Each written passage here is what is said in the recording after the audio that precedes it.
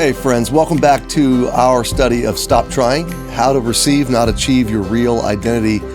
We're on a journey to discover what is the source of our identity. Where do we look for the truest and most fulfilling definition of ourselves? The book that we're studying has three parts: losing, finding, flourishing. And so far we've come all the way through the losing section.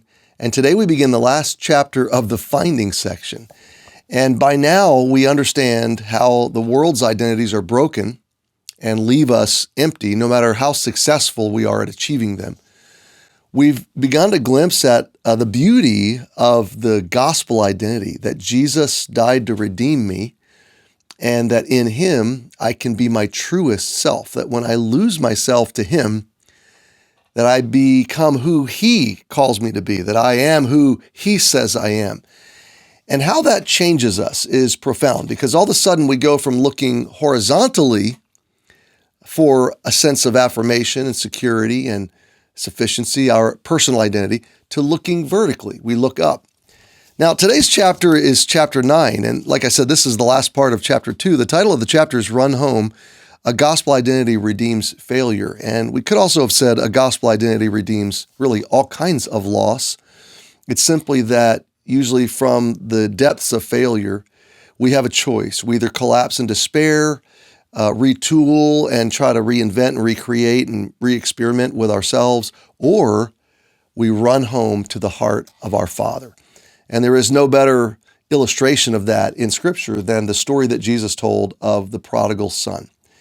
Now, this is a story not of a good son and a bad son. It's really a story of two sons. Neither one are operating in their true identity, their true relationship with their father.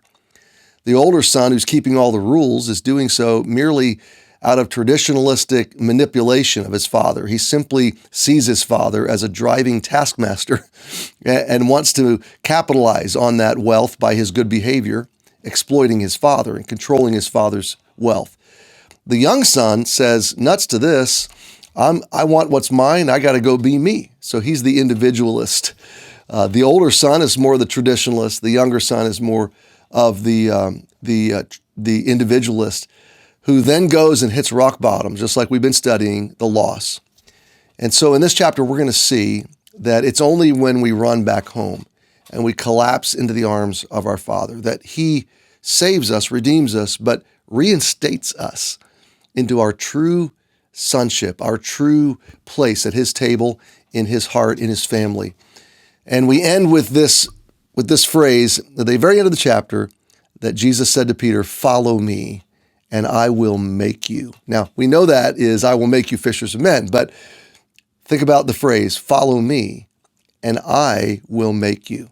Problem is, we don't like God to have that kind of unilateral authority to define us. Top to bottom, start to finish, He has the authority to make us. But when we abandon ourselves to that reality, then it's an amazing entry into gospel identity. So I wish you my greatest blessings and well wishes as you study today, chapter 9, in this lesson from Stop Trying.